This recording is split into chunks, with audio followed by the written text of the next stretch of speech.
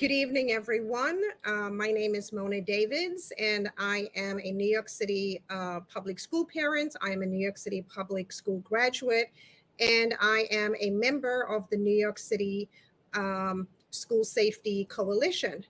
Um, Tonight's town hall is a community conversation, it's a family conversation on what we can do to improve school safety, to support our school safety agents who are out there protecting our children every single day unarmed, and what other steps, what other improvements can we make to ensure that our children are safe when traveling to school and are also safe while in school. No child can learn in an unsafe environment. Joining me this evening, we have a wonderful panel of guests and other speakers that will be joining us throughout this community conversation. And I'd like to introduce our panel to you, beginning with Mr. Rodrick F. Daley, who is a former New York City DOE administrator. Mr. Daley, thank you so very much for joining us here. Thank you, Ms. Davids, for having me. As I heard you say, um, the importance of having school safety in our schools and around our building, and I like the fact that you strongly let our viewers know that they're unarmed, and not only are they unarmed, but they also put their lives in danger to protect our children.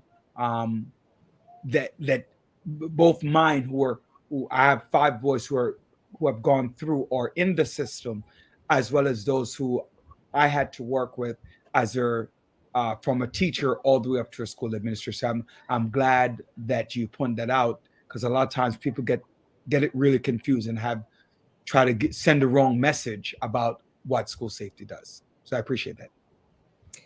Thank you, Mr. Daley. I'd also like to introduce Ms. Quiann Simpkins. Ms. Simpkins, who is a school safety agent. Ms. Simpkins, if you could please introduce yourself and just briefly tell us about yourself.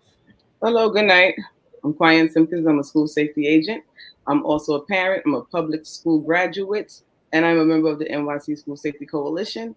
I'm here tonight to bring awareness, to bring light to what it is that school safety does, what school safety brings to the table, and also to bring some information as it pertains to the rampant violence, gun violence, slashings, and all things that's taking place in school perimeters, and the amount of weapons that are being found in these schools, and also bring light to the fact that we are a severe shortage in school safety, and to just generally put everything that's going on in school safety land out into the open, because people have no idea about what's going on in school safety right now. Thank you, Ms. Simpkins. And I would also like to introduce Mr. Harold Wise, who is also a school safety agent. Mr. Wise, if you could please introduce yourself. Yes, hello. My name is Harold Wise.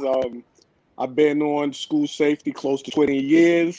I've worked in the Bronx. I work out on Staten Island now. I deal with community outreach. I also run the Explorers program.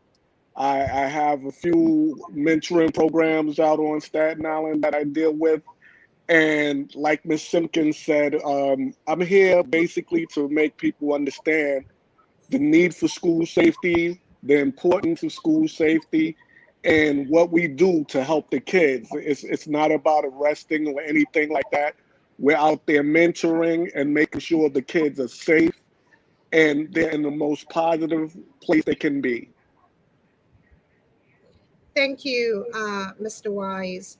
So, Mr. Wise, in your introduction, and this gives us an opportunity to just address this false information. And I'm so happy that Mr. Daley is here, being a former DOE administrator. You said that, school safety does not arrest students.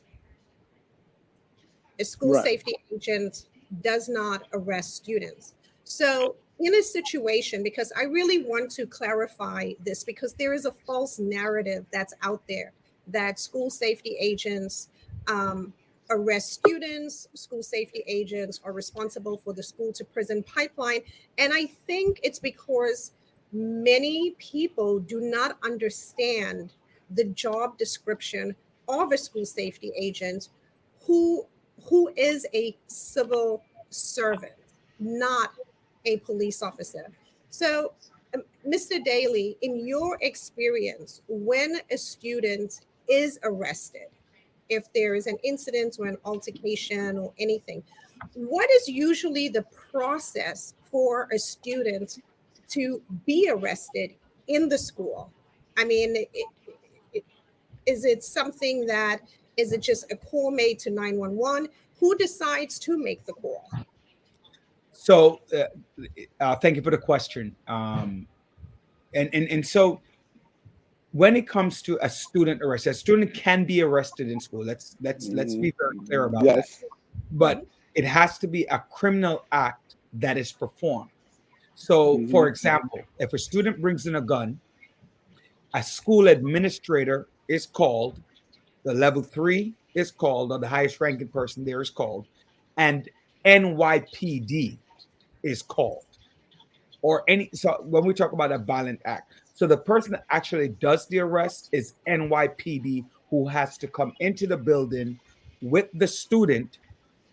And then on top of that, right, the student is then escorted to the local precinct that has the control of that school. And they're escorted by a school personnel, not by school safety. School safety can go if they're signed, but there must be a school personnel, that not even the parent. Oh, A school personnel must go to the precinct where, if an act of violence, where whatever warrants the arrest, right? Whatever warrants the arrest, right? So it can be any criminal act that can be.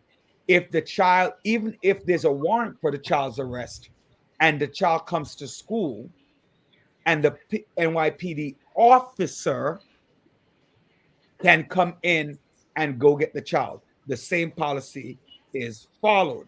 Also, one of the parents, yes, a school safety agent can handcuff a student who is out of control, right? Who's out of control. A school safety agent can handcuff, but they do not make arrest. The rest is done by an NYPD officer. Could I jump back in on that one? Yeah, me too. Yes, because I don't want to go against what he's saying. Maybe you guys didn't really understand what I was saying before. School safety does have arrest powers. If there's a situation, we will make an arrest. What I was saying is we're not there just for that. We do so much more than arrest kids and things of that nature. But let me put it to you in another way. We have something called the 7 majors. If it's one of the 7 majors, like it's a robbery, an assault, something like that, murder, if it's something severe, yes, we're going to step in and we're going to handle our business. But what I was saying is, over the last few years, we've tried to scale back with just taking kids to the precinct. It has to be something really serious nowadays. But as you see, since school has opened back up, we have caught a lot of weapons in schools. There has been gang assaults. Things like that has happened. So yes, school safety had to step up. School safety had to deal with that situation.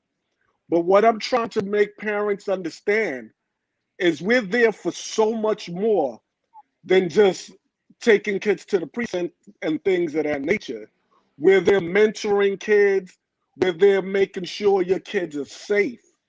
That's our major function right now, that we want to make sure that the kids are in a good situation.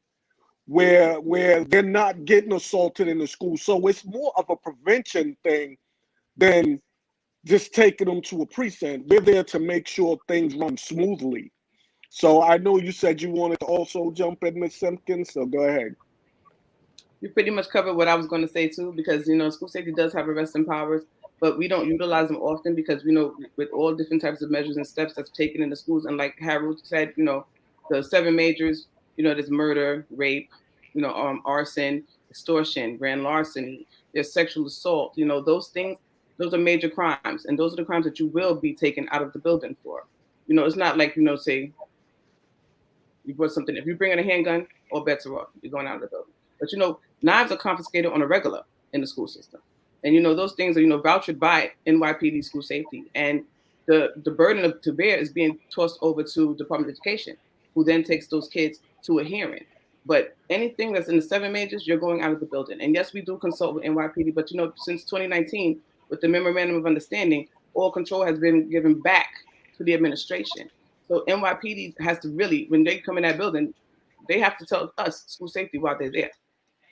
Excuse me. And then we have to then consult with the administration. So it's across the board. So before that child leaves that building, like Mr. Daley said, there's a lot of channels that get crossed before that kid even leaves the building. They try their best to keep that kid out of the precinct. And if there's no other recourse, then that child goes to the precinct accompanied by a staff member, like Mr. Daley said.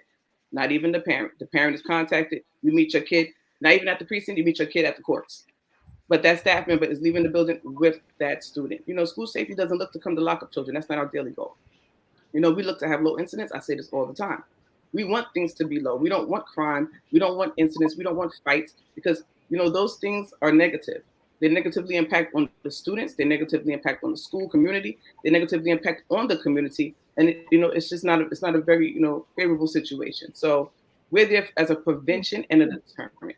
That's what we're there for. Yes, we are civil service because, mostly every job in New York City is civil service with the exception of DOE and a few others.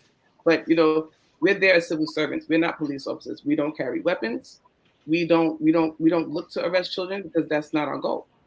Our goal is to have incident-free days. But we are equipped with special patrol status, which enables us to process and complete arrests. But once again, that's not the goal. So, Ms. Simpkins, Mr. Wise mentioned a number, that there have been, a large number of weapons confiscated, and there have been quite a few incidents. I'm aware of incidents that happened, for example, in the Bronx at the DeWitt Clinton campus with, where a student was slashed. And I understand from an article today in Norwood News, arrests have been made, and some other young people, teenagers, have been arrested. Since the beginning of the school year, wherein, we just finished week 2. This is day 10. Okay, there you go. So we're at day 10, but starting with day 1, there was an incident. In your experience with the years you've been protecting our children, have you seen such a large number of incidents and confiscations and weapons and drugs in your years on our school safety force? I mean, what is going on? Because almost every day or almost every other day, there's a serious incident and there's someone's child being harmed, if not in the school, then on the perimeter of the school. It's really hard to say. I mean, crime stats and statistics that they have, because, the statistics are there, they fluctuate. 1 year it could be up, 1 year it could be down, 1 year it could be equal, it could be the same as last year. I can definitely say, I won't say school year 2019-20 because at the end of the day, it was a short school year. It ended in March. COVID hit, things were going on. The kids were not in the building, the staff were not in the building. So, the numbers won't reflect what really was going on there because we didn't really have students in-house. Come to school year 2020, 2021, and then now we're going into 2022. it's an uptick because the weapons galore everywhere. There's knives, there's steak knives, there's razors, there's kids getting slashed in, out, around. There's been 2 shootings around school perimeters. There was one in front of my borough command, someone got shot in the foot.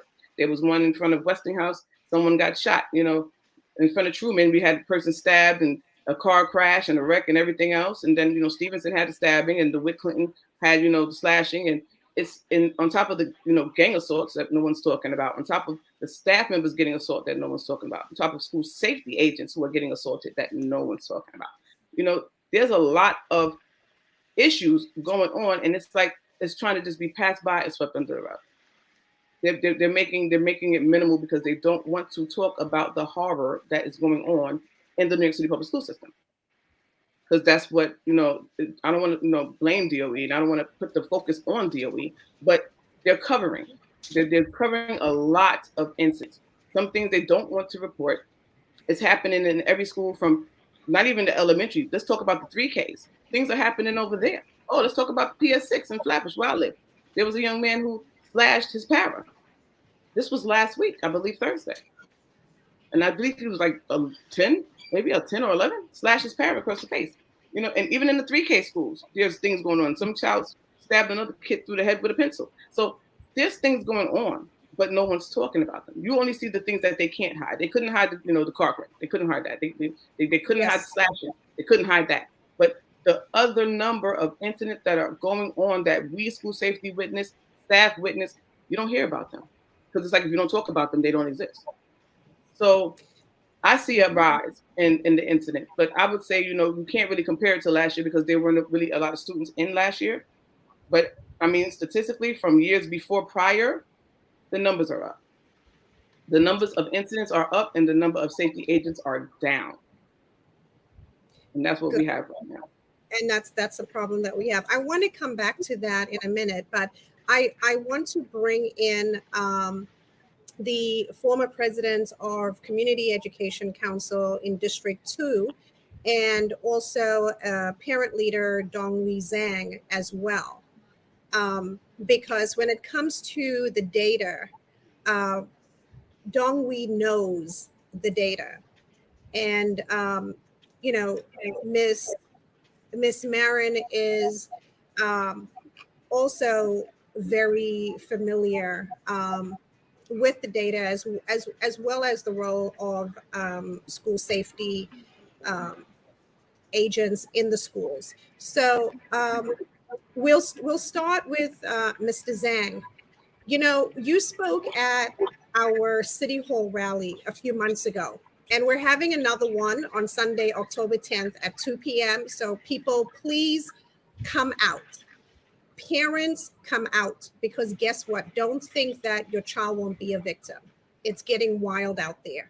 And for our school safety agents, listen, come out.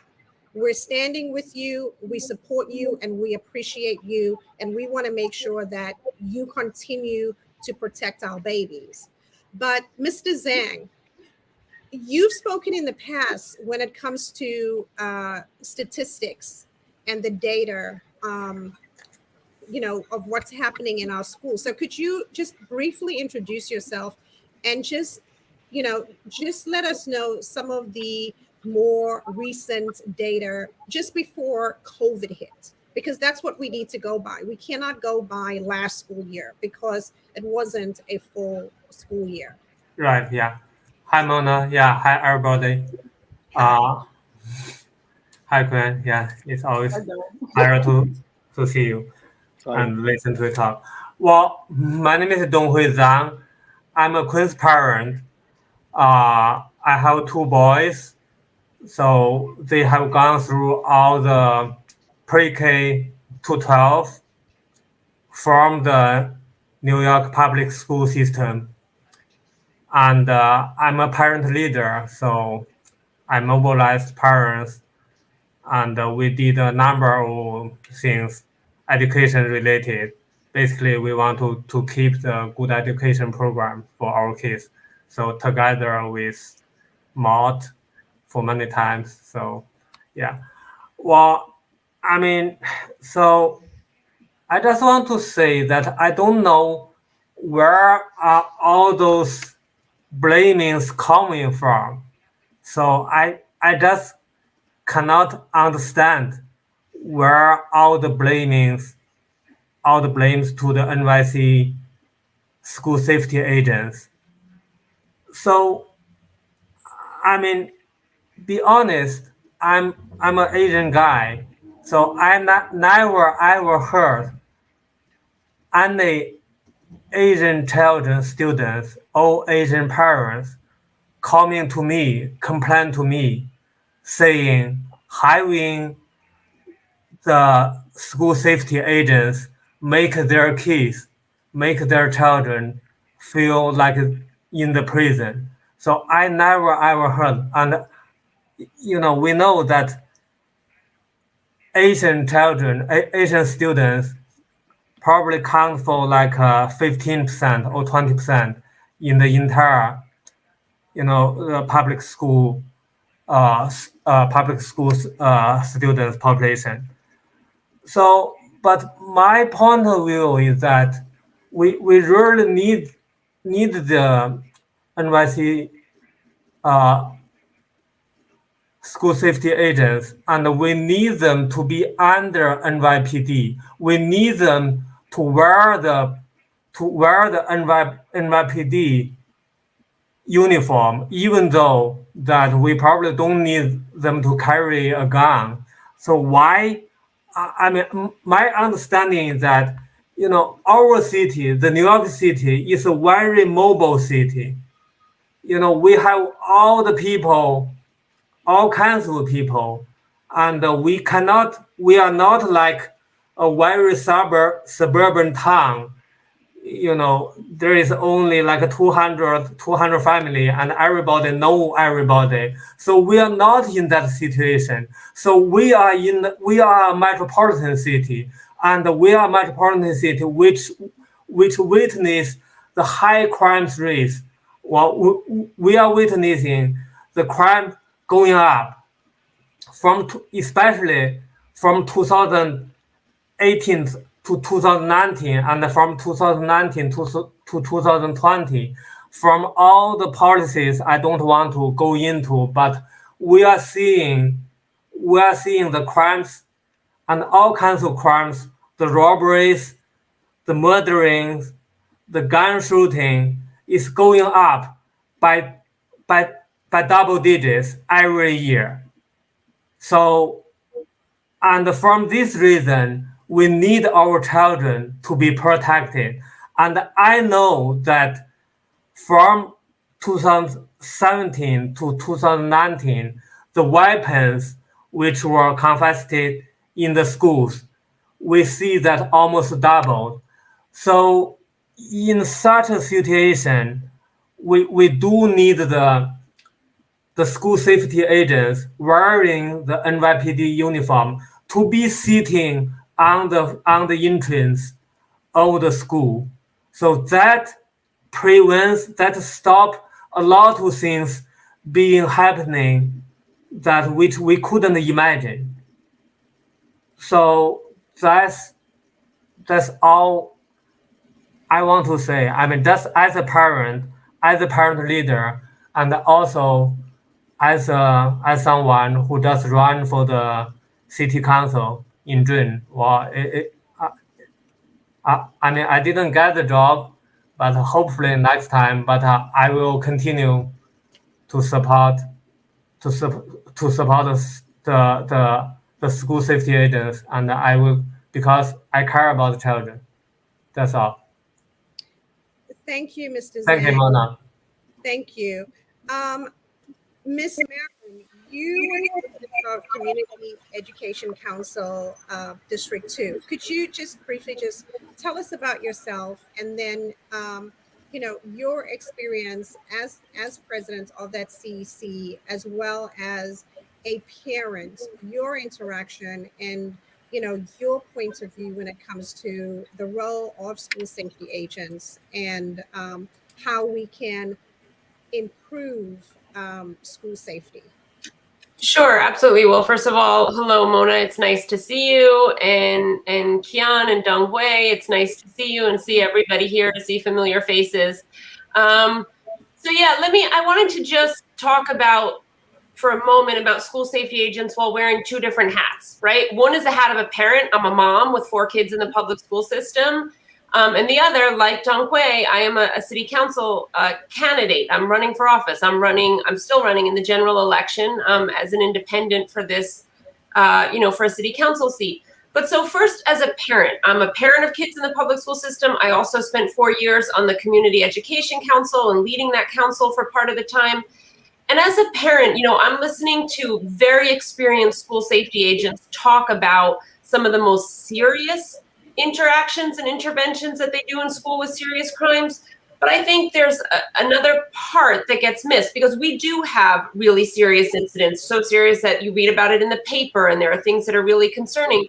But we also have school safety agents in every single one of our schools that do a whole host of other things, right? To manage dismissal, to make sure that little kids don't leave a dismissal without supervision, to make sure that adults who don't belong in a school building aren't coming into the school building, right? To do all of the day-to-day regular things that we need school safety agents to do.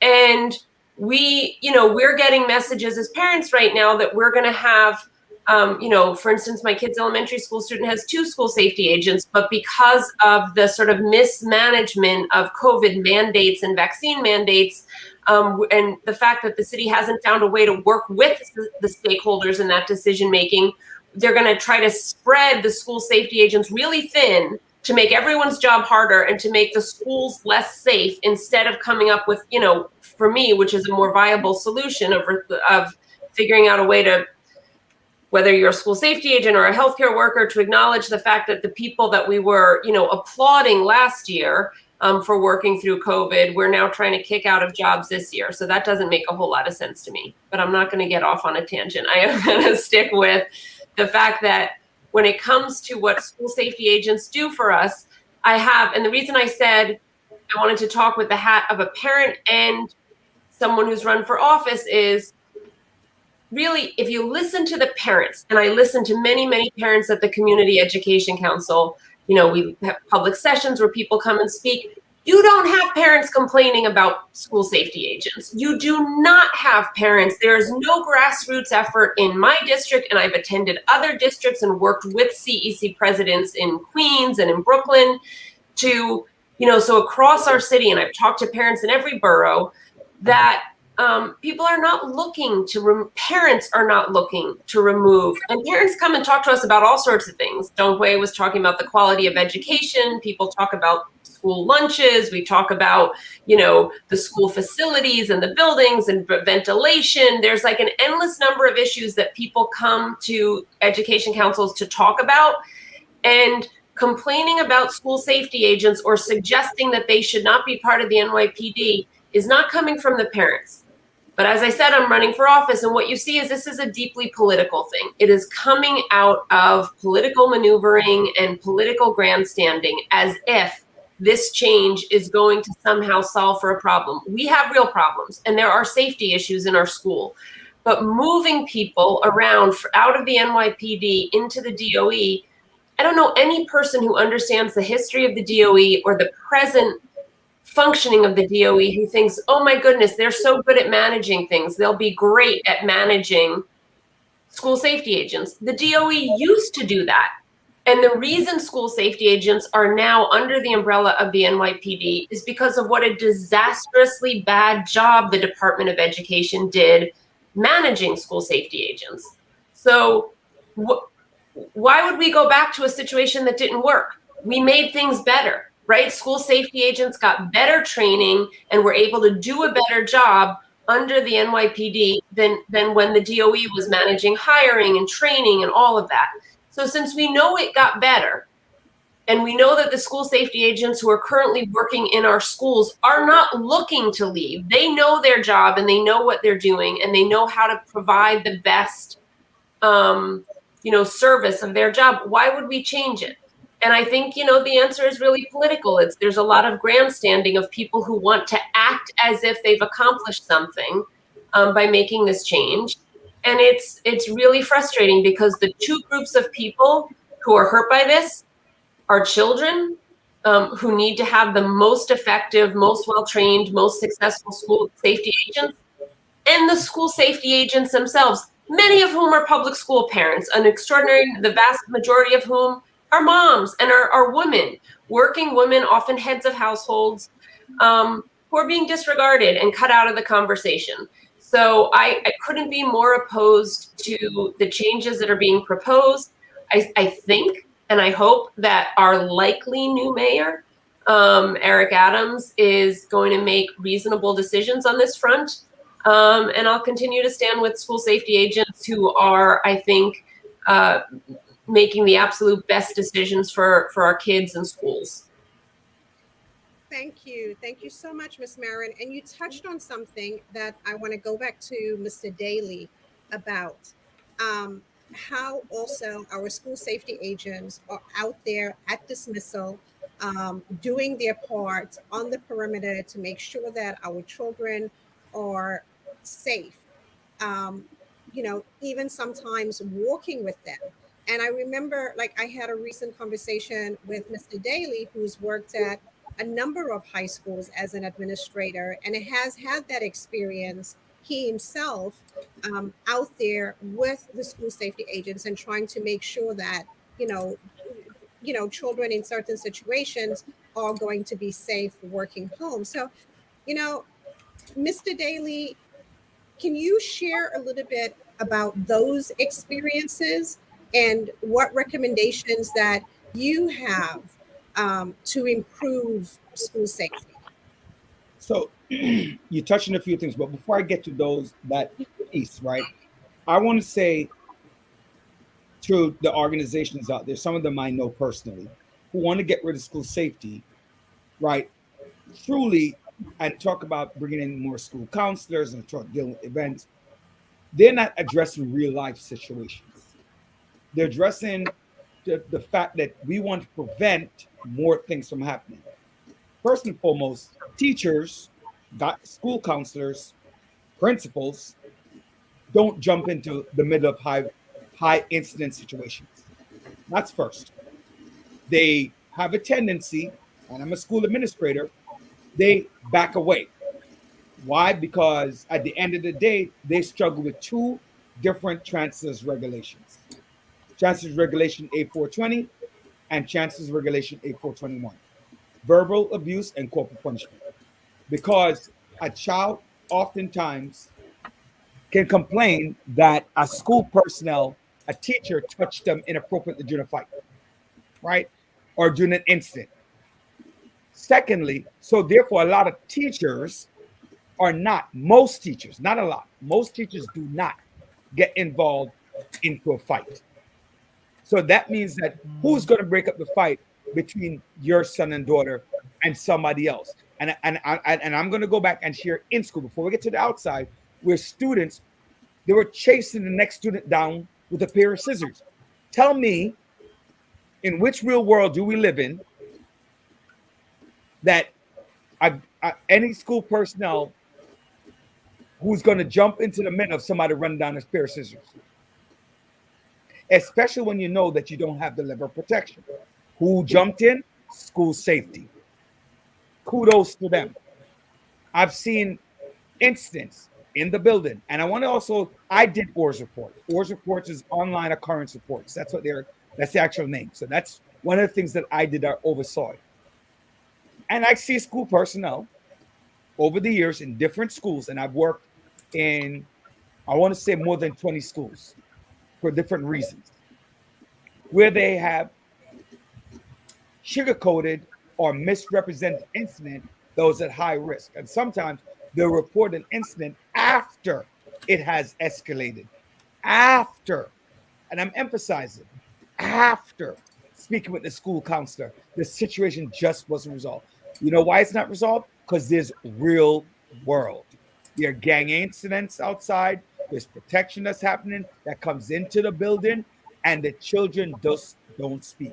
So I wanted to make sure I say those things, because the child that might be protected is protected might be my own, might be your own. So some of these organizations that are fighting for, yes, I will 100% agree that you need more counselors, you need more school-based psychologists and stuff to help students to deal with the problem so it doesn't get to that.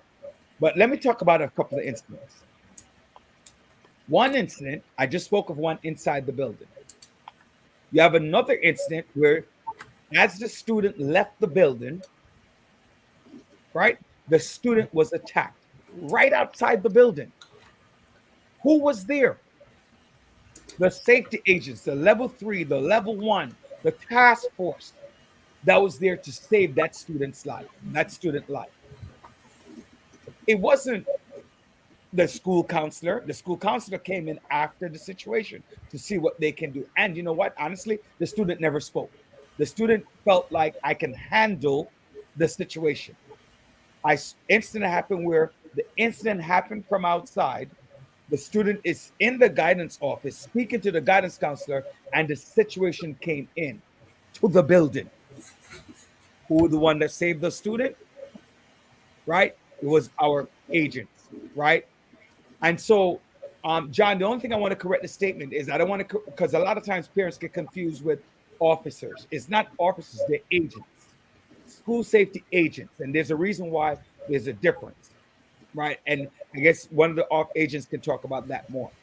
So that's one incident. Another incident is where the agents and I are the only ones outside doing the perimeter checks. I don't have to tell you how many fights we stopped, how many fights those agents jumped in to stop situations from happening. I told you about the one where the student got hit. I didn't tell you about the one where the child literally left school, and as agents, we had to walk a couple of blocks away. I went to school. I was administrator at a school at Franklin Avenue. Franklin Avenue. The agents were at the corner at the train station where one faction of a school came to address another faction of another school in the building. Who was called? The agents. Because at the end of the day, those organizations that are complaining that school safety agents are not necessary, your child has not been the one who has gotten stabbed. Your child has not been the one who has gotten shot, threatened, or maybe they are. Because I can definitely tell you that I've had more than, Mona, I am so passionate about the need for safety agents because of what I've seen over my 25 years in schools. The student, I know that Agent Simpkins addressed that a little bit before.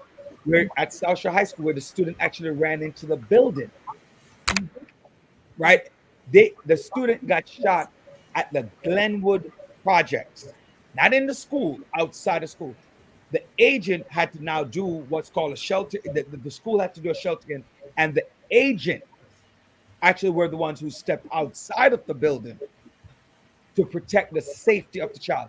And the uniform that they were wearing served as a deterrent. And a lot of people don't think about that. Because you know what? Students look at safety agents because they're familiar with them.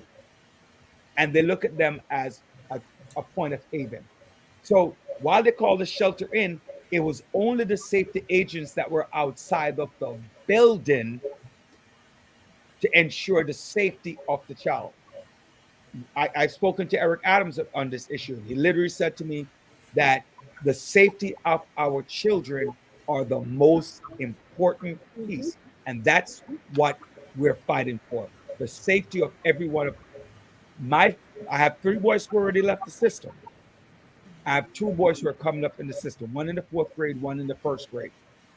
And yes, they go to a fairly safe school, but I'm not necessarily always worried about what's happening inside of the school. I'm also worried about what's happening outside of the school. What the gunshots. I share one more instance. I know I've been talking for a little bit. We're at the school and the students are practicing. And while they're practicing, gunshots went off right in the neighborhood. Guess what? The teacher ran and left the students. Guess who had to go outside and ascertain information to find out what's going on? The safety agents. The school, we had to do what we had to do on the inside, but on the outside, protecting our children, were the safety agents.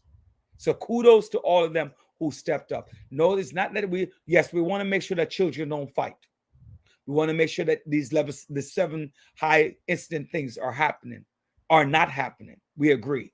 But ladies and gentlemen, if you remove safety agents and continue this, in my mind, this foolish fight to get rid of safety agents, you are asking, from my personal experience, and obviously I cannot speak specifically about everything, but just take my word for it. From my personal experience, we can't have that, and that can't happen. And they also must remain with NYPD because the training that they get.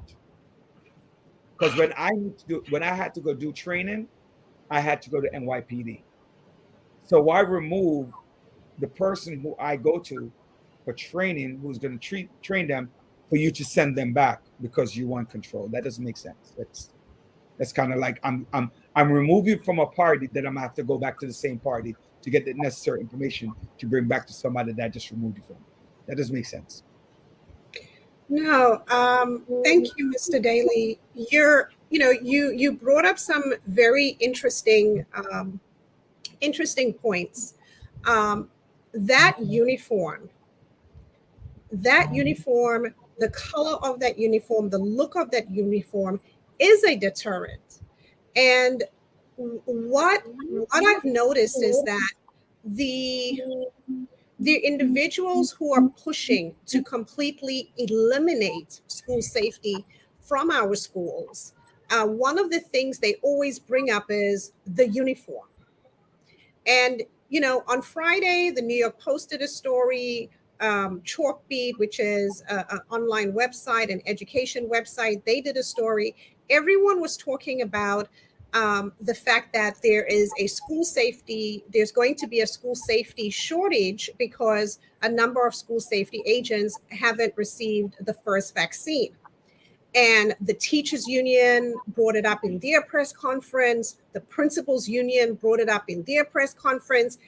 Everybody's going crazy because now everyone is worried. It's a whole big panic because they're worried about the fact that there may not be enough school safety agents. Wait, Mona, I just wanted to be clear about one thing that I didn't say, and I apologize for that. Mm-hmm.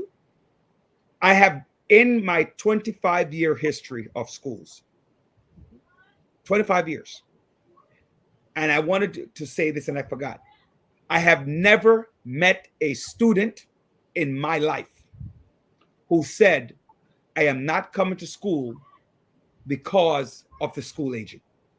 I've met enough students to say, I feel safe, or ask school agents, which they have done, carry the students home, carry the students, provide a safe path. That's the exact term. Provide a safe corridor.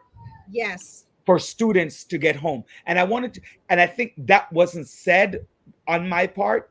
And I wanted to make sure that I get that out of the way. So parents and everybody out there, the safe corridor for that child feels significantly safer to come to school because they know that the crisis, the danger that they're in is not going to happen in that safe corridor from home to school and vice versa. And so that I totally forgot to remind parents of that, and I apologize for that. So it's that safe corridor piece that I don't have guidance counselors going outside with me. I don't have that. It's the administrators or the deans and the school safety that's out there. That's who's handling it because nobody else wants to. Mona, no, thank you. Yeah, just one second, Ms. Simpkins. I just want to just add to what Mr. Daley said and just finish my last comment. Speaking of that safe passage, that safe corridor, before schools opened, the Department of Education announced that school safety agents are going to be providing safe passage at train stations and along, the route from the train station to the school for Asian students because of the rise in Asian hate crimes. And that, they announced that, and that was also covered in the newspapers, that, school safety agents are going to be providing that safe passage, that safe corridor.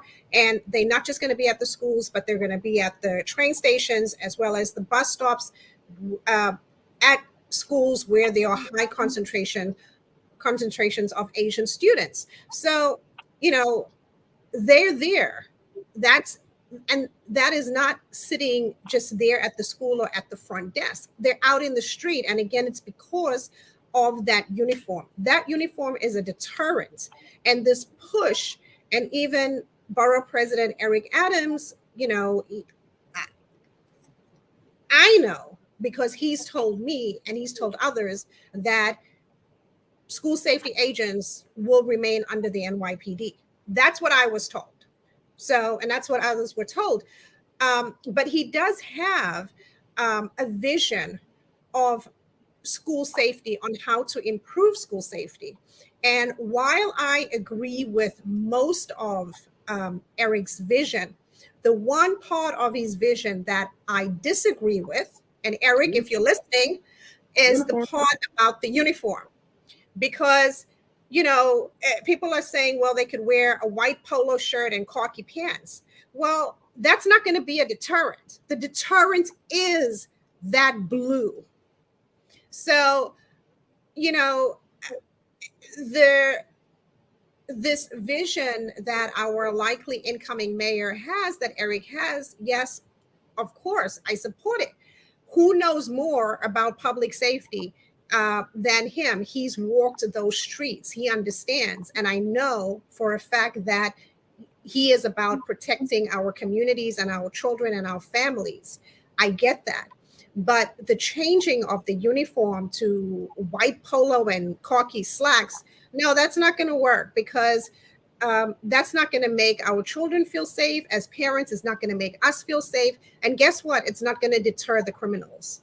That blue matters. But just coming back to the articles in the Post and in Chalkbeat talking about this panic because there's going to be a shortage of school safety agents. And Ms. Simpkins, you can talk a little bit about this as well. And that, now the school safety agents who are vaccinated are going to have to work 12-hour shifts. Think about that, people. They have to work 12-hour shifts. They're going to be spread thin. Schools that have had multiple school agents, school safety agents, may only have one. And now there's just this total panic because the teachers union, the principals union, everybody is worried about, how are our members going to be kept safe? Well, we're worried about how are our kids going to be kept safe. So I think, it's kind of interesting that now everybody is worried that there may not be enough school safety agents because of this mandate. But we have people out there, and this is what I want parents and others to understand. There are special interest groups out there who are trying to completely eliminate this position. This position that, as Mr. Daley pointed out, is majority Black, Hispanic, and Asian. And then on top of that, it's majority woman. It's mothers, it's grandmothers, it's our neighbors. And I also want to get back to Mr. Wise after Ms. Simpkins, because Mr. Wise will speak to all that our school safety agents do for the children that many of us don't even know about. But, why panic now? Because there's going to be a shortage, or your school that may have had 20 agents or 5 agents now is only going to have 1, if you're lucky 2, when you were silent about completely eliminating the position. So please, people need to pay attention. If you're panicked now about the shortage, imagine if they're not in our schools protecting our children. So Ms. Simpkins and then Mr. Wise. Okay, I wanted to backtrack on 2 things. One, right, right. So when Maud said about the vaccine mandate, being the issue for, buildings possibly having one agent, an agent that I've been talking about for the longest, and all the school safety agents now have been saying this. It's not the vaccine mandate. This just exasperated the whole nonsense. What happened through attrition, the non-hiring of school safety agents since I think it was maybe spring of 2019 was the last class. They blocked every class since then. The city council, the DOE, all these people, these advocacy groups, they have been allowed to keep blocking said classes since then. So we have missed people being hired and being added to the ranks of school safety. Attrition. This is what started it. Then came along everything else with, the George Floyd situation, and everyone's, defund the police and they're going back to the DOE. A lot of people who had enough years to retire said, you know what, I'm not dealing with this. They retired. So then we lost more bodies at that point. So then, along the way, things were going on and people kept seeing what's happening. People said, I'm going to jump ship. I'm going to get me something that's secure and stable because I don't like the way this is going. And most school safety agents will tell you they know what goes on in the DOE. They mismanage everything.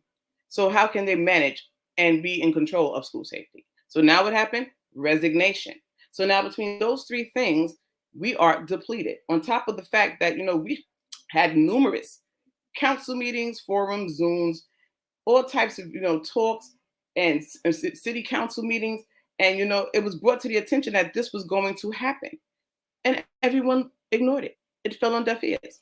CSA, yeah, they alluded to wanting to get into the fight. They said they wanted to be a part of it. They supported us, but, they didn't understand. UFT was kind of quiet. Crickets, you heard nothing from them. But, there was little statements being put out, and no one wanted to join, the union, 237, Greg Floyd, when he said, it's a disaster coming.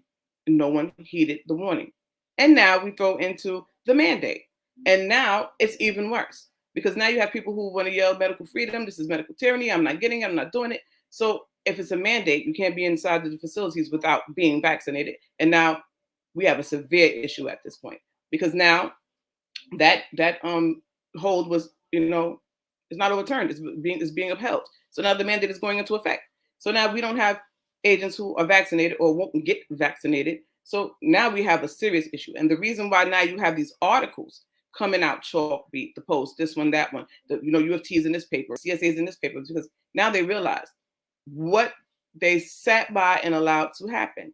Because if you don't have agents, now you have a serious problem, because now you're going to have to be doing the job that the agents would normally do. And here's the funny thing, you're not trained to do so.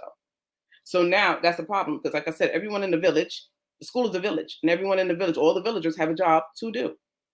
And school safety's job is very unique, it's very complex. People don't understand it. It's not about the arresting factor, it's about keeping that building safe and in control. And these people, administrators, they don't have anything to do with that. They're in their offices, they're on Zooms, they're having meetings, they're going around and they're doing observations of teachers. They have no idea what to do with a main desk if they had to sit there and man it. They wouldn't have a clue. Most teachers, they're in the classroom. They don't step out into that hallway to break up fights. They're not in those stairwells. And then I wanted to touch on what Rodrick said about the perimeter checks. The perimeter checks, yes, we go out during dismissals. We are there during morning arrivals. We step out when there's something going on because, we have to be attentive to what's happening. But what Rodrick didn't mention was, we do perimeter checks on the hour. We're looking for weapons. We're looking for things around that school perimeter that people don't know about. A lot of the weapons that are being found are found on the school's perimeter. Kids have, hit things places, and we have a knack for finding things as we know where to look. So it's a lot of things that people will not talk about in these low numbers. It's not just the vaccine mandation. This has been going on since 2019 with the blocking of the school safety classes. And it's sad to me that, school safety gets held in such little regard. No one knows what we do. It's a very thankless job. We're not asking for attention. We're not asking for accolades. But at the end of the day, it's a very thankless job because we're counselors. We're teachers because we mentor kids. We sit down. We also help kids, after school program, coaches, this one, basketball coaches, cheerleaders, cheerleading coaches. We do coat drives. We do food backpack giveaways. We do Christmas giveaways. We do everything. We do a lot of things. And when something's going on and families are being displaced, school safety is the first one to come out their pocket. Always. We make the least and always to give the most and get the least amount of recognition. It's disheartening. And, for people to disregard, what we do and to hold us in the light that they do, it's very hurtful to a lot of agents. People are at their wits end in school safety, and it's very sad because we do take our job seriously. We love our job. And, when you have to deal with a whole host of people, because it's not just children. People see the school, they think children. Yeah, it's children there, but you have everyone there. There's staff there. There's parents that come in and out. We know all these parents by name. Every single parent. We start to know mothers, grandfathers, aunts, uncles, CEC members. We know everybody who comes into that building. PTA, SLT, everybody, because you get to know them. You even know the name of the delivery people that come in the building because we see them. We're there. And, you know, out of everyone in that building, I don't care if you're a custodian, a cafeteria worker, an administrator, a teacher, we are the most visible. And if you ask a student, and Harold will back me up before he goes into tell you what other things that school safety does, you know, on the low level that no one talks about. If you ask a student, who do they recognize in the building more than anybody? The first people they normally tell you is the school safety agents because they can tell you who they are. Second is the cafeteria people. Why? Because they feed them. The third is usually the custodian because, you know, the custodians, they always call them for something. And the gym teacher. That's who they know. The school aides, definitely they know them because those are the people who are the backbone of the school system, right along with us, because the school aides and school safety are one. School aides, school safety, and deans, usually we're all together because we make things happen in those buildings. So this is why CSA has lost their mind. This is why UFT has now gone off the rails because there's a clause in the UFT contract that states that if we're not in the building, teachers don't have to be there.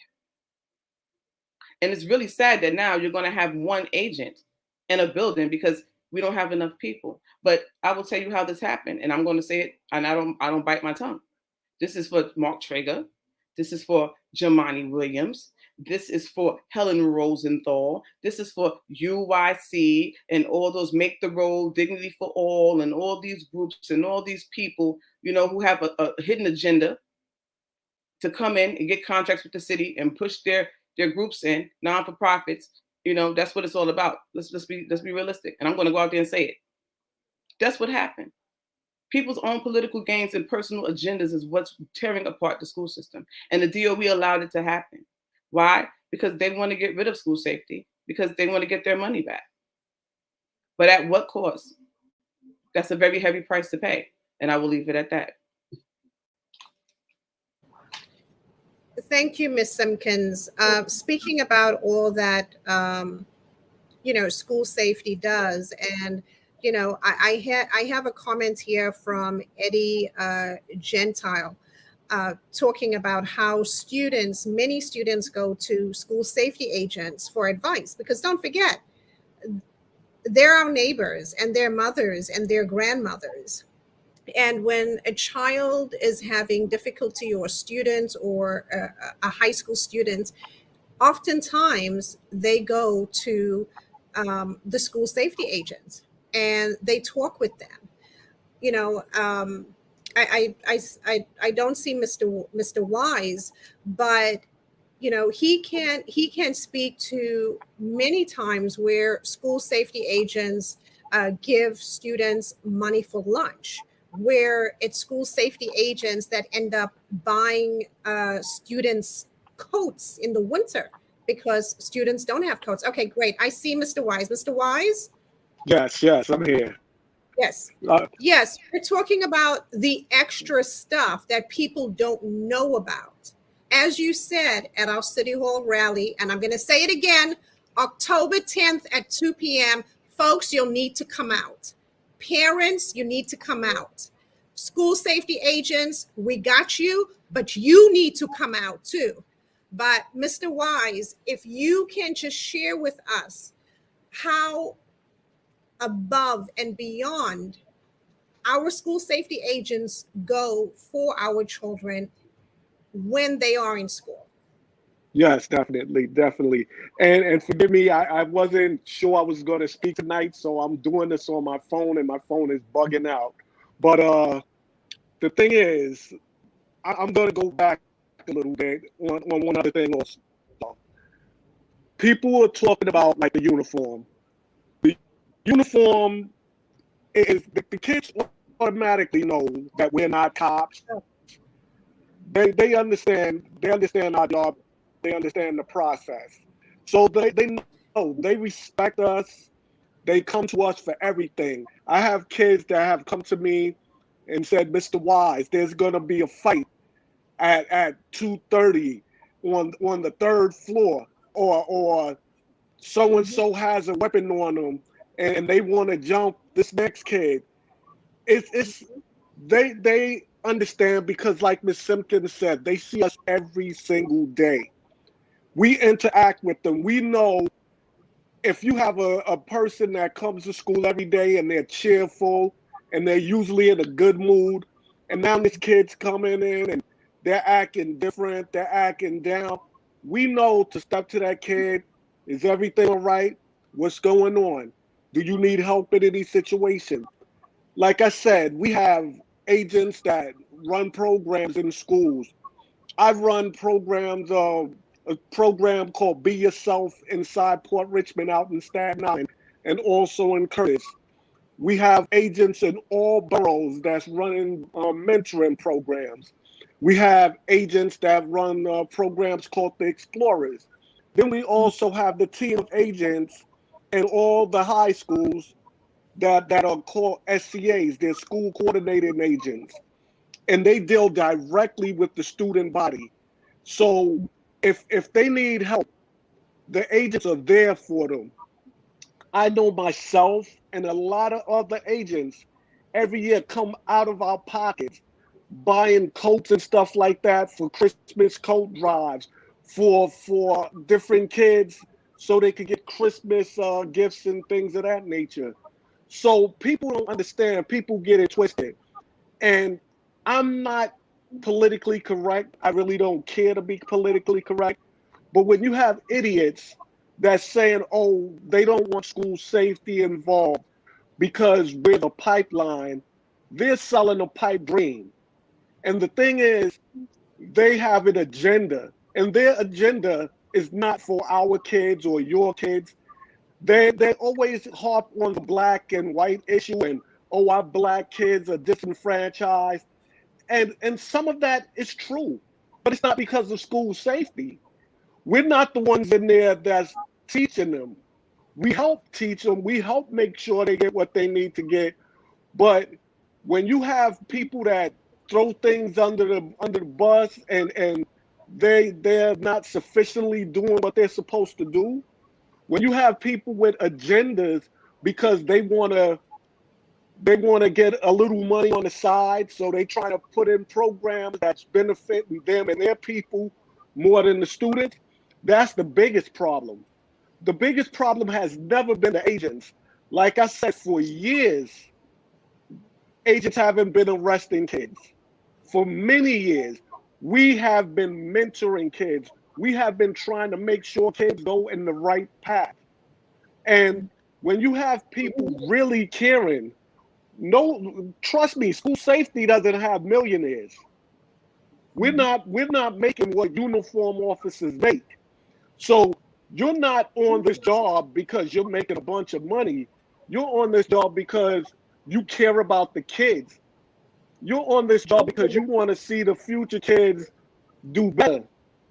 So they can't get it twisted. They can't sit there and push that agenda that school safety are the bad people and school safety want to mess up your kids' futures. Because I know a lot of kids that through the Explorers, now they're cops, they're firemen, they're nurses. They've developed a nice career under the mentorship of school safety agents. And when you have Jamani Williams and all these other, I almost said the word, but you have all these other people pretending that they're there for your kid. Everybody that smiles and say they're there for you, they're not always there for you. There's a lot of people that's there for themselves in disguise that they're there for you. So people have to really understand that. People have to understand the difference between a friend and a foe. A lot of people smile in your face and say they want to help you, while at the same time they're trying to hold you down and smother you. These same people like Jamani, who lives on a military base and have a cop detail when he's always complaining about police, but he's not getting rid of his detail. All these people are putting their disclaimer on school safety. They need to put disclaimers on themselves. They need to put disclaimers on the people that's not educating our kids the right way. So, like I said, don't let anyone tell you that we're not there for the kids, because I know I've come out my pockets.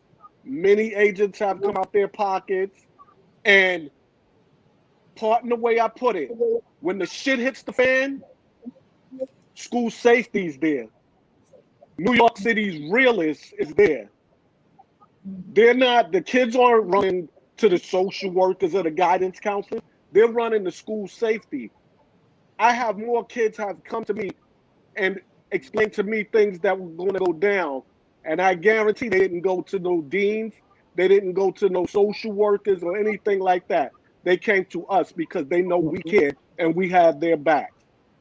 And that's it.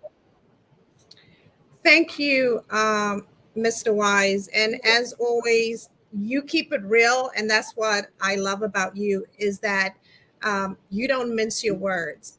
You know, I want to, and this is a quick question that Ms. Simpkins can answer for us, because, you know, recently we did I guess, online meeting talking about, the career opportunity of becoming a school safety agent. And one of the things, and again, I have a 23-year-old daughter that went through the public school system. She graduated, and now I have my 13-year-old that's going through the system.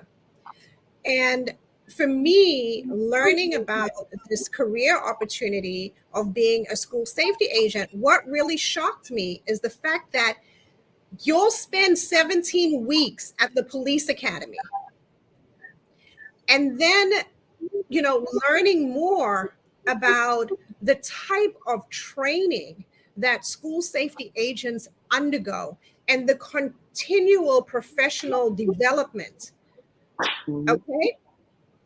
Which I'm gonna let Miss Simpkins break it down, because I need folks to understand, because when they say, and again, apples to oranges, guidance counselors, social workers have nothing to do with keeping our children safe when they are in school. Because like Mr. Wise said, when the shit hits the fan, they are not going to be there. It'll be school safety on the front lines. And people keep on talking about, restorative justice and all of these things. Again, apples to oranges. We're not saying no to that. But what we're saying is we want our kids safe. But I want Ms. Simpkins to talk about the training and the ongoing professional development that our school safety agents receive. And then I want to end with talking about, 2 or 3 recommendations, because the Department of Education, as usual, has not engaged parents on this issue. New York City parents are completely unaware of this outrageous, ridiculous, just outright stupid idea to move school safety from the NYPD. And then Jumaane Williams, by the way, who's thinking about running for governor and who lives on Fort Hamilton military base, protected by military police with an NYPD security detail, who put out a report saying school safety should be completely eliminated and removed from schools, again, while he lives on a military base and is protected by NYPD security. I'll just put the H word and say hypocrite. But my point is this. School safety goes through an exorbitant amount of training.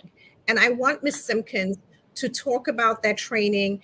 And then I want to end, and I'd like a recommendation, and our panelists, please think about this, one recommendation from each of you, because what we want to do is we want to put forth recommendations on how we can build upon and improve school safety to protect our children. We don't want to just talk. We don't want to just complain. We want to be able to say to the next mayor, here, these are our recommendations on what we can do. So our panelists, our guests, please think about a recommendation, because I will ask you as we close. But Ms. Simpkins, please share with the world the type of training you guys go through.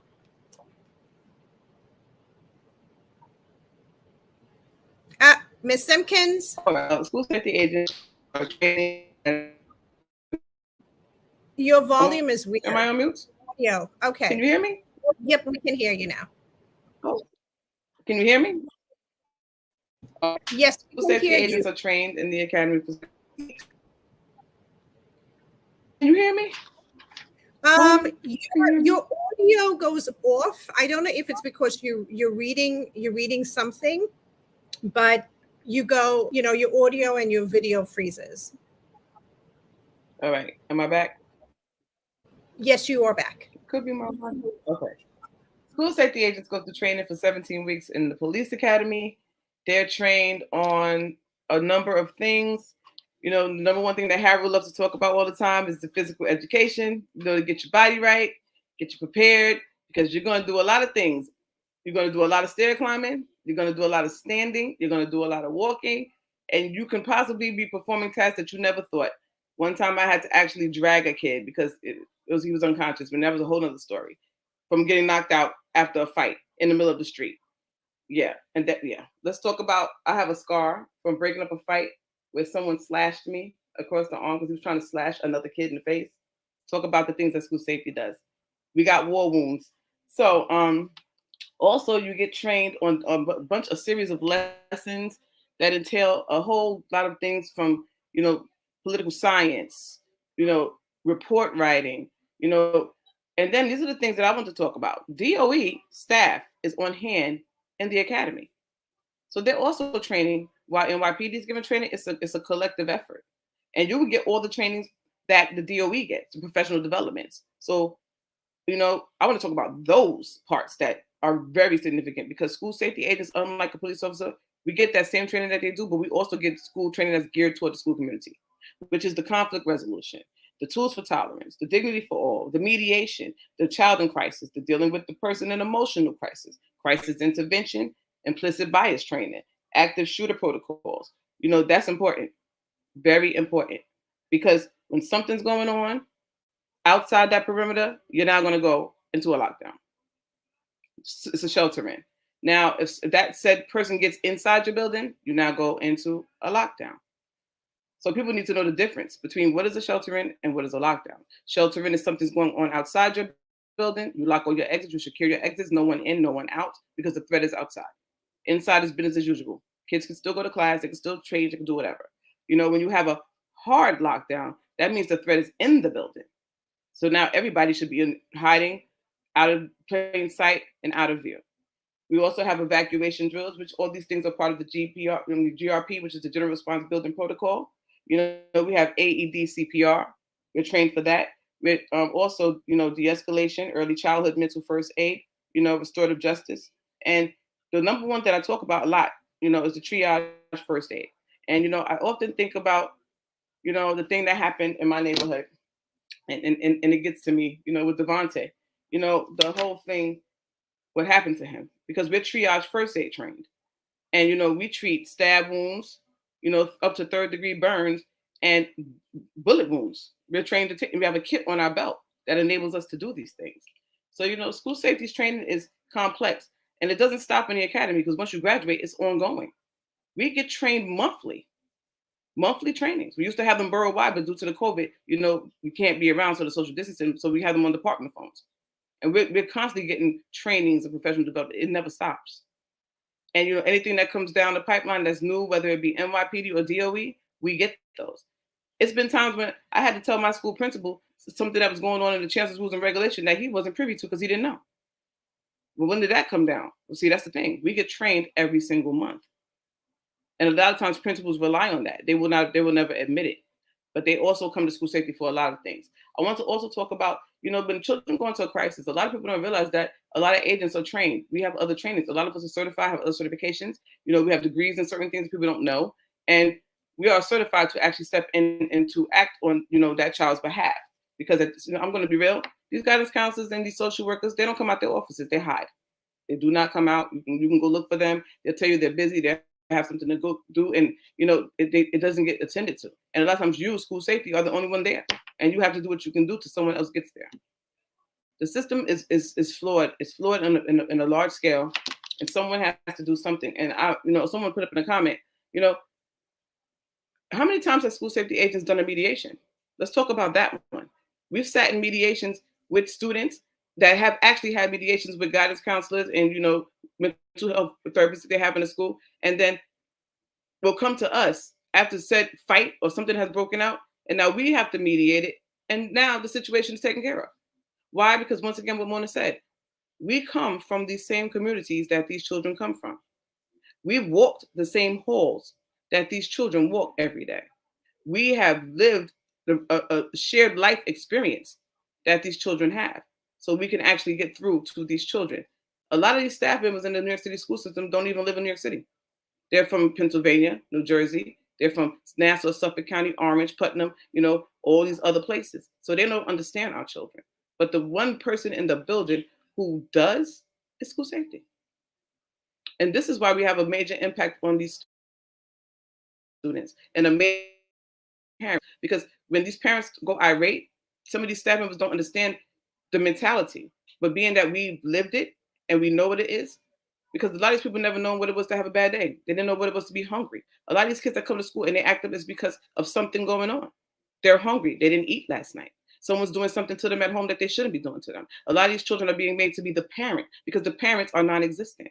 So, the issues that these children face, a lot of us have faced it or known someone who has faced it. So we know how to actually relate to them. And I hear a lot of counselors say, and I've sat in mediations, but, I feel for you. And I'm so concerned. And, I feel, but you can feel for the child and you can sympathize, but can you relate? That's the issue. And therein lies the problem. So school safety is much needed. And the training that we have is very sufficient, on top of the fact that it's ongoing and it never stops. So, that's what I wanted to talk about when it comes to the training of school safety. And a lot of people in the building don't have some of these trainings, especially when it comes to, look what we're dealing with the, the Afghan situation. That level of, yellow and orange and red, that building response, that preparedness, we have those trainings. And we are the only people in the building who have it. Even the building response team doesn't have that training, that level of training. You can't take school safety away from NYPD because all those trainings and all those abilities that we have and capabilities, they come from the NYPD. They didn't come from the Department of Education. The Department of Education couldn't even touch the beginning to understand what to do as far as it is of governing safety. It would be a major disaster. They have already failed our children by giving them a piss poor education. Now we want to let them fail them by, taking away their physical safety. That's a question that people need to ask themselves and think realistically, because these, politicians and all these people, they don't have a stake in the school system. They're chauffeured around, and they have to think about that. No, Ms. Simpkins, you hit so many things on the nail, as did Mr. Daley, Mr. Wise, Mr. Zhang, Ms. Marin. I mean, no one can say that school safety is not there for our children. And just reading some of the comments that parents and school safety agents are posting during this town hall says it all. The fact of the matter is our school safety agents are well trained. That being said, no system is perfect. We understand no system is perfect. And when it comes to recommendations, I think it's very, very important that we have recommendations, because everything can be improved upon. But the recommendations, must have a solid foundation. And that solid foundation, in my opinion, is data. That's what matters, data. And I hear so many politicians, from Chumani to Helen Rosenthal. I hear, the Department of Education, other city council members, other special interest groups, all talking about school safety being responsible for the school to prison pipeline. And one of the ways school safety is responsible for the school to prison pipeline is because, for example, because of metal detectors. Because by having metal detectors at a school, school safety is conditioning the children to become criminals, commit crimes, go to prison. It's like getting them ready for what they're going to have to go through. But my issue with that is, for me to get into the DOE headquarters on Chambers Street, 52 Chambers, I have to show ID and I have to go through a metal detector. For me to go to City Hall, I have to show ID and I have to go through a metal detector. There are metal detectors at City Hall because City Councilman James Davis was shot at City Hall years ago, and that's why they have them. If I want to go and visit a city council member in their office at 250 Broadway, I have to go through metal detectors and show ID. So, and if I want to go to the municipal building and go to the public advocate's office, guess what? I have to show ID and I have to go through metal detectors. And if I wanted to go visit Jumani at home or walk up there, you ain't getting in. I'm not getting in because he lives on a military base and they just ain't gonna let me in. Okay. And of course his security detail wouldn't let us near him. So my point is, we're not saying that every school should have metal detectors. And I think one of the recommendations, and I'm going to start the recommendations right now. And then again, as I said, I'd like each of our guests to contribute a recommendation on how we can improve school safety. And of course, relations between our students, our parents, school safety, administration, and everything else. But I do hear, that this metal detectors is being used as an issue. So this is my recommendation. If a school has a low number, and a low number, I'm going to say just about 0, confiscations of weapons, firearms, knives, machetes, and it's been that way for 6 months or 1 year, then perhaps the school or the school community or the school security team, I'm not sure if there is like a school safety security team, maybe Mr. Daley or Quiann can clarify that. But then perhaps a decision can be made to remove the metal detectors. But for me as a parent, if students are bringing firearms or weapons, knives, switchblades, machetes to school, I want the metal detector in the school to protect my child. But perhaps this is something that is a recommendation that can be made where the school community or the security team at the school, in conjunction with the PTA or the SLT and administration, and they look at the data, then they can remove the metal detectors after 6 months to a year. So that's my recommendation. Mr. Daley, like you said, you've been in the system, working in the system for over 20 years. In your experience, what are possible recommendations to improve upon school safety that we can give to our next mayor, who is the one that's going to decide what the deal is because of mayoral control? The buck stops with the mayor. Whoever the mayor is going to decide what's going to happen come January.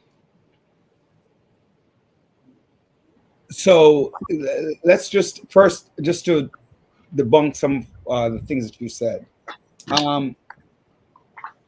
Metal detectors is something that's determined, that's school safety, they implement, right? So school safety implement some memorandum of agreement that is happening. So their school safety does not make the policy, right? Let's just be clear about that. Okay, so sometimes there's a misnomer. Mhm.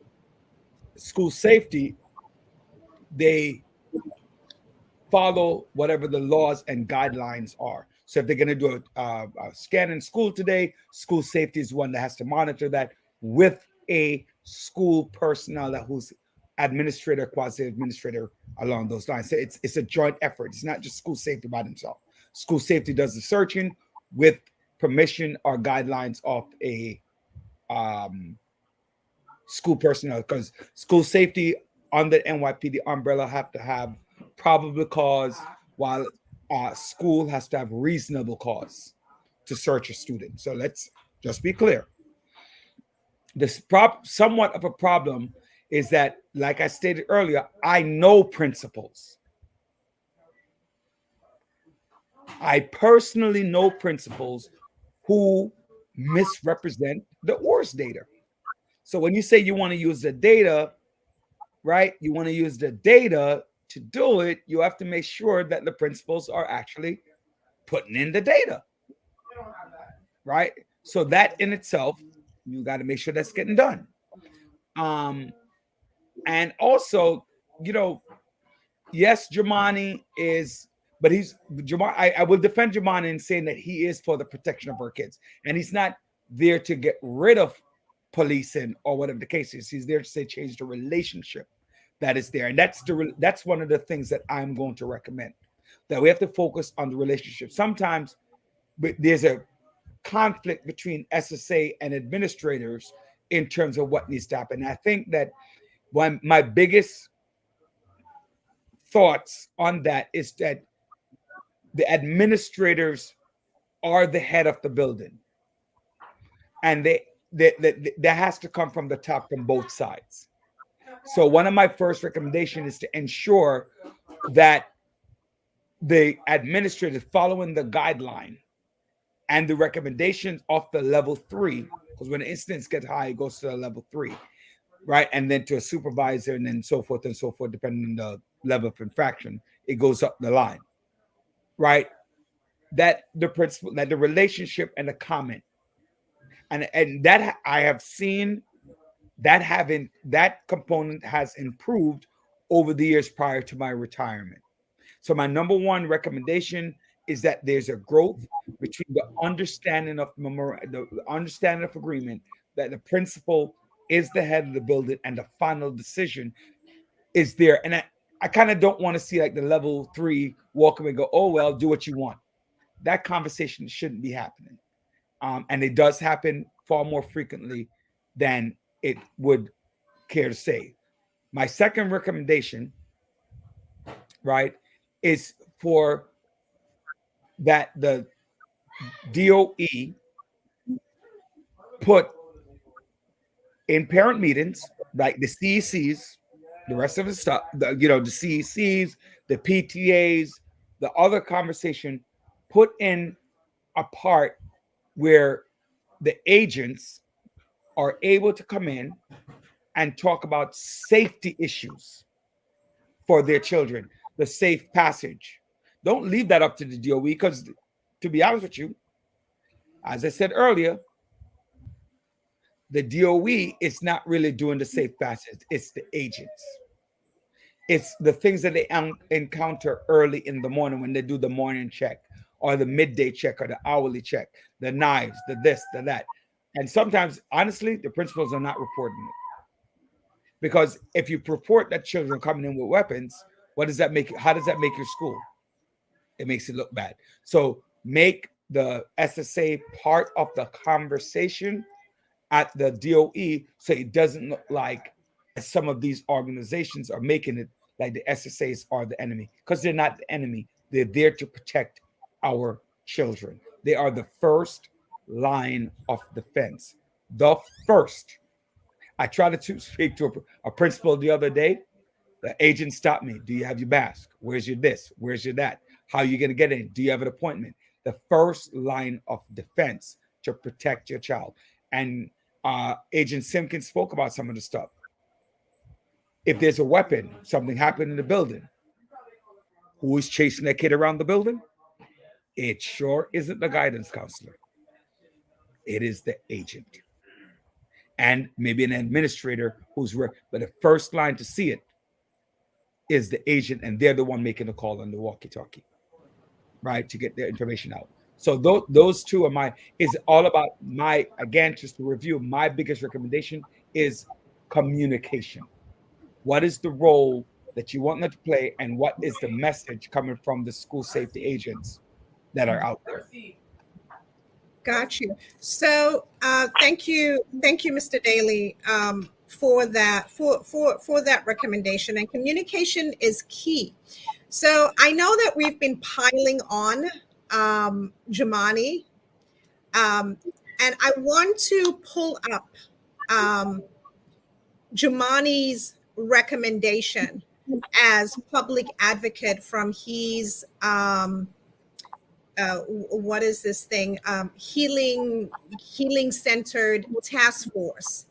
I don't know if I can make it larger.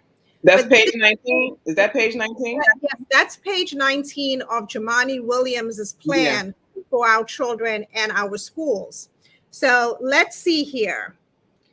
So first of all, he says police-free schools. This is Jumani Williams's recommendations. His demands. Okay, police-free schools. We demand that all police, including school safety agents, number one, school safety agents are not police. They are civil servants and they take a civil service exam. False narrative, misinformation. We demand that all police, including school safety agents, be removed from our schools. Police and policing are anti-ethical to the creation of a healing-centered environment. And he goes on, we'll post this again on our page. But here, let's look at what the demands are. We demand that the city and the DOE remove police infrastructure, culture, and practice from schools, okay? And invest in youth, parent, and educator-led solutions. Okay, if someone is running after my child with a gun, a scissors, a machete, or anything, no student, no teacher, no one is gonna step in. But this is what he says, bullet number one. Disband the school safety division and halt the harmful and costly plans to create a policing division in our city's Department of Education. In other words, he is saying, here's it in black and white. Mind you, he's also exploring running for governor. He's saying that he doesn't even want school safety agents transferred to the Department of Education, which we oppose. He is saying disband. There you have it in black and white. He continues, do not hire new school safety agents to replace those lost to attrition since January 2020. Okay? Then he continues and he says, eliminate the youth coordination officer and school coordination agent positions. Okay?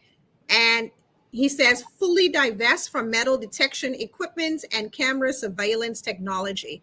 Not for nothing, but it's that camera surveillance technology that helps catch criminals and helps protect our children in and around the schools and protect us in our communities. So when he says in the same page 19, we demand that the DOE ban school safety agents from participation in athletics and enrichment programs. So in other words, you don't even want to see any of them. They can't be involved in any after-school program, any extracurricular activities, athletic.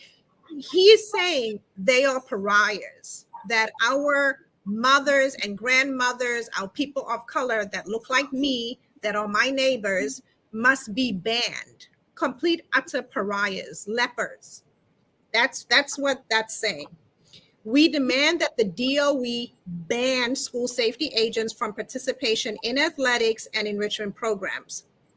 So, you know, it's these are his recommendations, and okay, But that's why it's important that we as parents, as community members, as community leaders, that and those who have been in the system and understand how it works, such as yourself, Mr. Daley, that we come up with these recommendations for our incoming mayor. Because those recommendations put forth by the city council, put forth by Jumaane Williams, those are completely unacceptable. You know, after school programs that are held in public school buildings, they require security. Extracurricular activities, when community organizations have events in public school buildings, because you can get a permit and you pay a fee. I forgot how much it is, but as you know, where community can have an event, and guess what? There should be security there, and that security is our school safety agents. But we cannot have other people making recommendations like that Jumaane's office has put forth, calling for police-free schools, even though he knows full well they're not police. But, you know, we can talk, but we also need to say, here's our counter to it. This is what we propose. Because there are things in this Healing Center Task Force document that Jumaane Williams and others propose, or rather demand, that I 100% support. But when it comes to the safety of our children, as a parent, as a mother raising a 13-year-old young Black man,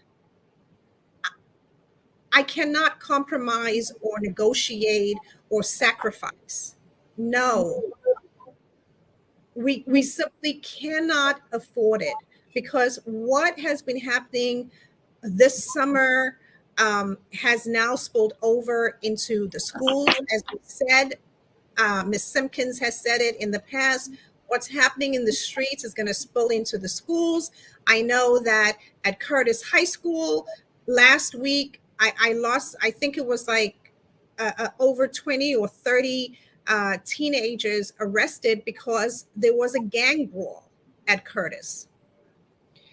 You know, it's this gang initiations, gang recruitment, all of this stuff is going on in our schools. And Mona, we need children protected. it's a turf. They have a turf wars. They're fighting over territory because right now, you know, the different blocks, different gangs. We got good sets. Everybody's going at it, and everybody's slinging drugs, and they carrying weapons, and they're doing everything else that they do, and it's out of order. It's out of control.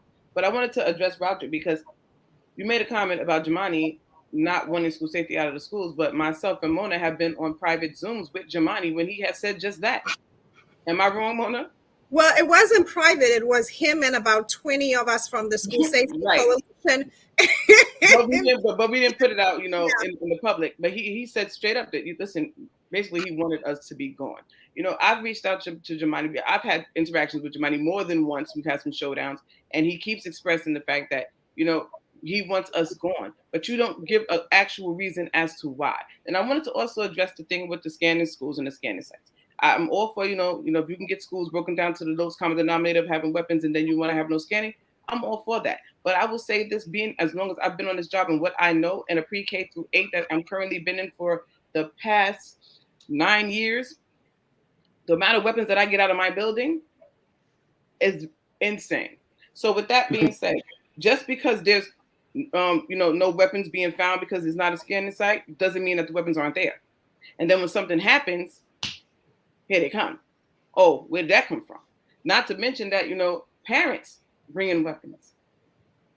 I've seen it go down on numerous occasions. Parents coming in with all types of things that they're looking to do, you know, harm to someone in the building, especially with the high school kids. Last week outside of Wingate High School, they had a parent who came up to the building with a bat with her child because she wanted her child to attack another student. These are the things that we're dealing with. And who had to jump into action? School safety.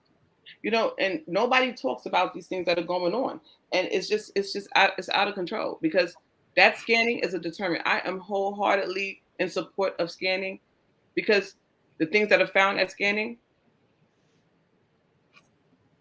it's stories for days that go through school safety division.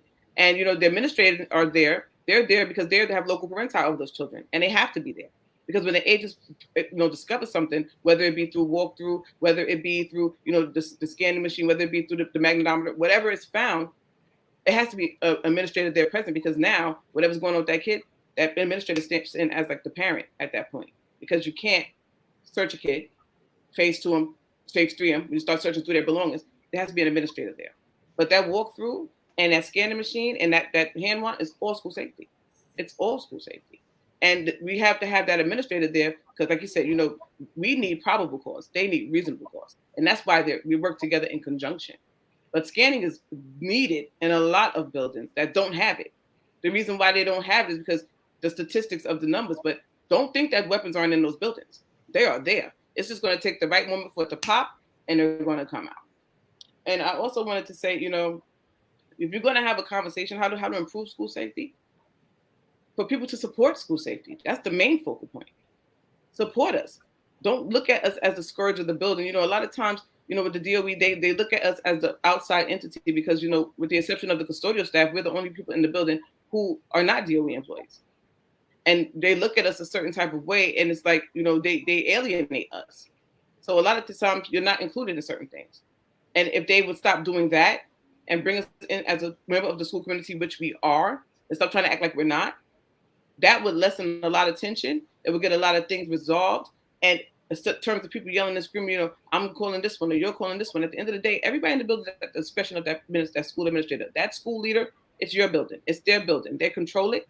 When everybody in that building follows chancellor's rules and regulations, including school safety. So if they would stop trying to alienate school safety and support school safety, and when they have a conversation, bring school safety into the meeting. We have monthly safety meetings, and everybody from every factor of the building is at this meeting, whether it be the cafeteria, the UFT, whether it's the DC 37, it's the custodian. It's everybody is present at this meeting, and a lot of things get discussed and a lot of things get said. So if you want to incorporate that, we already have that. But now what you need to do is bring in student advocates, which I do in my school. They have this at my safety meeting. We have a student advocate. The student body presidents from the lower grade plus the middle school, they attend our safety meetings, and they don't talk negatively about school safety. And I've asked these questions at these meetings, and these students, as a matter of fact, when I had a forum before, I had some students on there. They don't speak negatively of school safety. It's a lot of the adults in the conversation in the DOE who put the stigma on these kids and put the thoughts into their head for them to feel the way that they feel.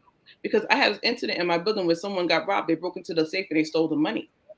NYPD came in because they had to assess the locks and how it got broken into. And I had one of my APs turn around and say, "Oh, you got to be careful because if the kids see you, they may be afraid." But why would the kids be afraid of the police officers? See, that's the stigma that a lot of the adults in the DOE are giving our children. And I've witnessed it firsthand.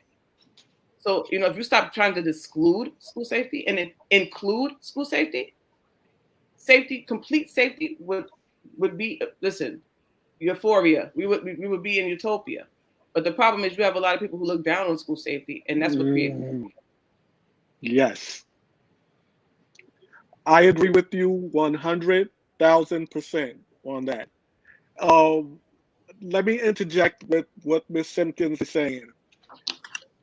I believe, as she said, we have to be included. We're not subservient. We're no one's servant. We work within the system. Mm-hmm. Me and Simpkins know an agent that just had a situation where principal told her, "You have to go sit in your car and eat your lunch." What kind of nonsense is that? We're supposed to be a team. I wouldn't have the dog get treated like that. And when people say, "All right, what can we do to make school safety?" Her locker is in the hallway.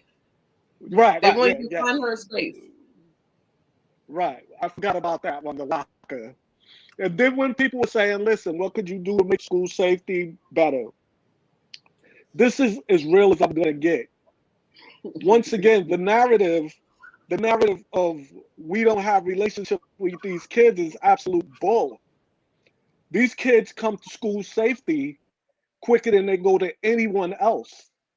Now, it also goes back to the narrative that Ms. Simpkins said.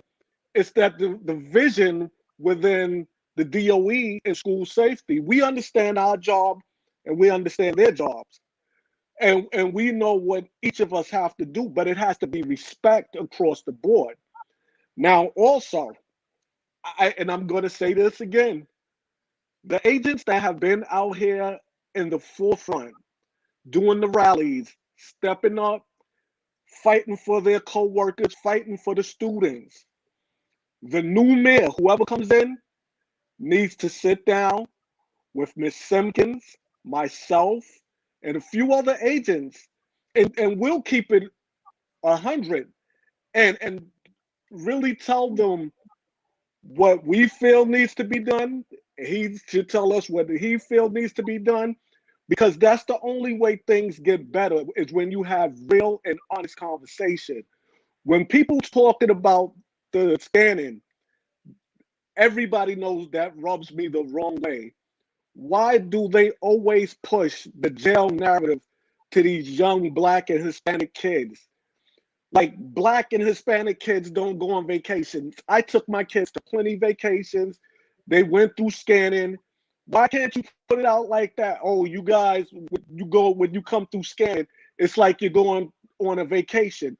No, the first thing Jamani and these fools want to say is, oh, it's like you're going to jail. Why do you always have to put our Black kids in jail? But they're for the Black kids. Stop it. Stop it. It's all BS. So what I'm saying is, be real, be honest with one another. The kids already know we have the relationship. The DOE has to get a better relationship. And we all have to sit down and really have the conversation of what needs to be done. Because a uniform doesn't mean nothing. Anybody could put on a uniform. If you're not true to it, that's the major part. And all the kids, the parents, everybody knows we're not uniform officers. We don't carry guns.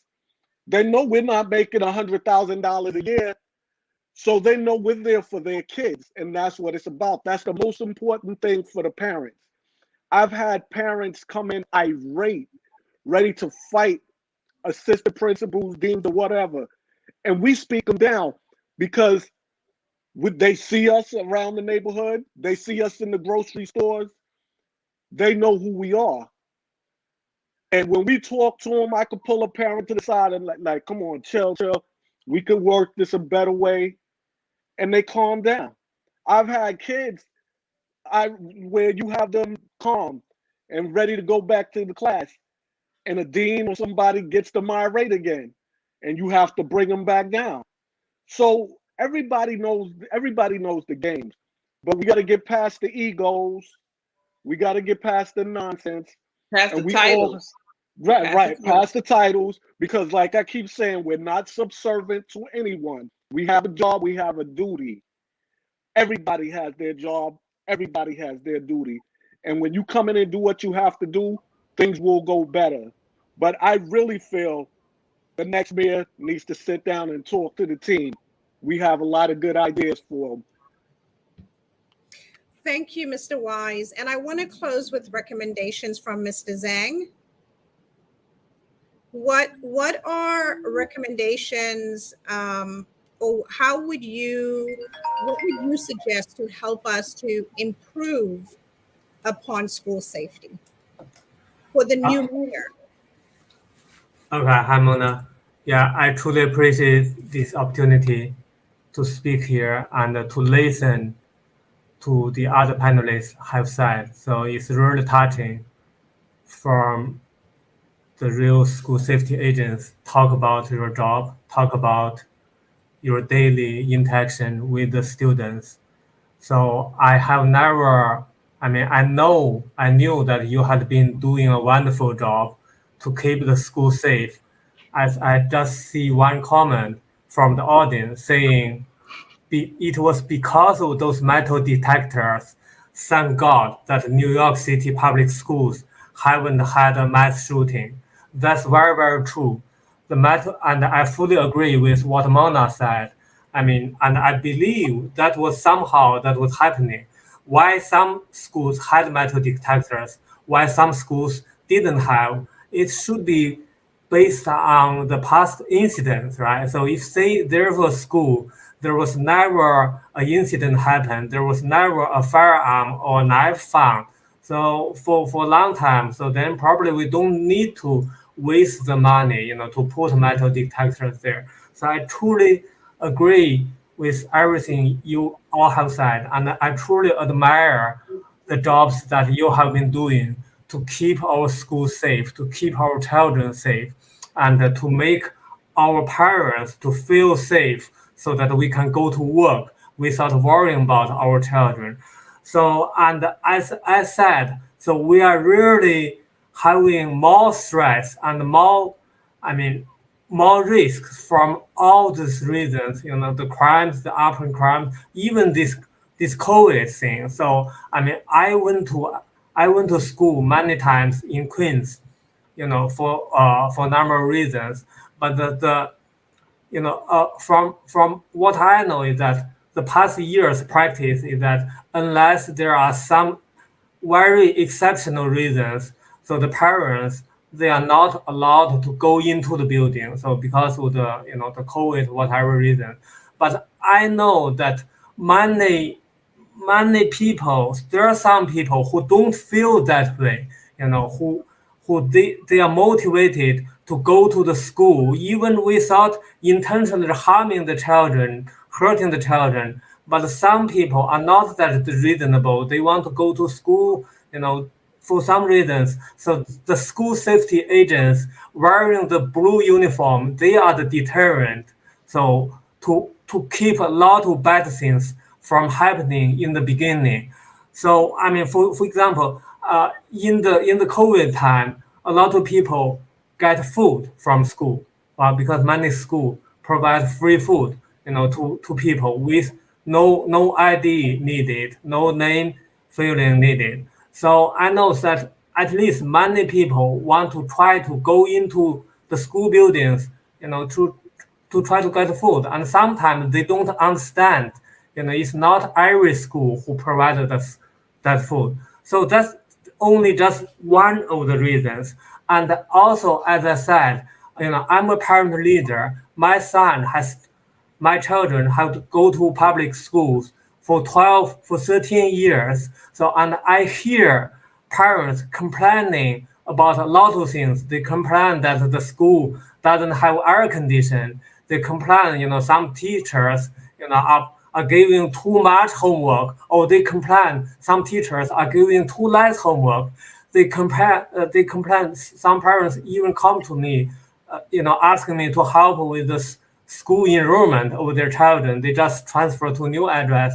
They couldn't get their enrollment done, switched properly. But for the 13 years, I have never ever heard that any parent complaining about the school safety agents. So I want to tell, the elected officials, the new mayor, the incoming city council, if we have democracy, you should listen to our parents that there is no complaint I have ever heard to complain the school safety agents. So from that perspective, they should stay in the school to keep our children safe. The last recommendation I want to say is that to the new city administration is that I recommend that we, at least, I don't know how long it takes to get to the national level, but at least from the New York City level, I think we should have a New York City School Safety Agent Day once a year to recognize the work our school safety agents have done. As you have said, so you are doing a million number of things, to keep the children safe and to talk to the children, but you are working underpaid, and now because of all this COVID, because of all this vaccine mandate, you might have to work work in longer hours than you should do. So to recognize that, and also to increase the communication, to increase the understanding between parents, between schools administrators, between NYPD and parents. So New York City should have one day as a school safety agent day. That's all I want to say. Thank you all, Mona and the panelists. Thank you. I love that idea of having a school safety agent day. I think that's a wonderful idea and definitely goes into our recommendations. Yeah, and I will talk to the city council members that I know to ask them to propose that. Oh, yeah. That would be awesome. Thank you. That would be really fantastic. So I want to thank our panelists. I know we went way over. Mr. Daley, Ms. Simpkins, Mr. Wise, Mr. Zhang, Ms. Marin, thank you so very much for joining us here and having this honest community, this honest family conversation. But, you know, Mr. Daley, you come with a wealth of knowledge and experience. And I will apologize later for this one, but I am definitely going to put you on the spot and say, please, can you work with us when it comes to putting together, helping us put together recommendations to improve school safety that we can suggest to our new mayor. So, Mr. Davis, I know I'm putting you on the spot, but but we need your experience. We need your insight. 100%. I love my school safety. I love their role. Yeah.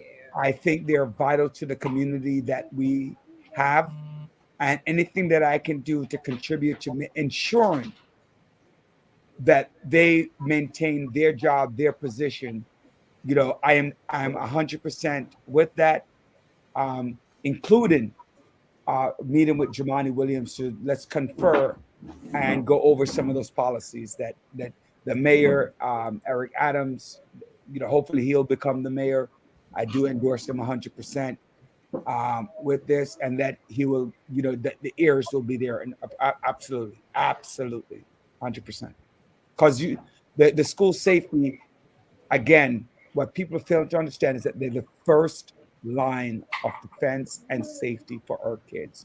They are so needed. Oh, a couple of years ago, 4 years ago, 5 years ago, in the high school in the Bronx, where the kid got killed in the classroom, they didn't have, it was not a scanning school. When the kid got stabbed and killed in the classroom. Just want to make sure that I bring that up. So yes, I do see sometimes there's maybe random scanning. However, that school, and you know where that school is now?